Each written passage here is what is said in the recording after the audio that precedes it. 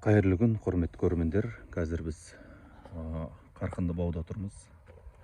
Мына европалық сорттар және бұл жердегі мен бөлісім келген бір ақпарат қысқы суықтардан болатын зақымдармен бөлісім келіп тұр.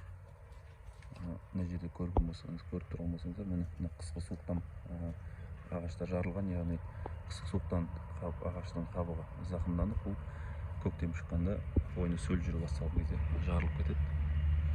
Бұл қараңғы қатты зиян емес деп ойлауы мүмкін, бірақ бұның артынан көп аурулар пайда болады. Бұның артынан ең аурудың бірі рак ауруы пайда болады, қатерлі ісік ауру пайда болады. Алмағаштан ол ағаштарды өмірін жоюға, тоқтатуға алып келеді. Сосын ондай нәрсе көрсеңіз, егерде жарылған, міндетті түрде контактілі жанаспалы фунгицидтермен құрамында мыс бар, токсин болсын, титан болсын, сондай құрамда мыс бар сондай өнімдермен өңдеу жұмысын жүргізіңіз.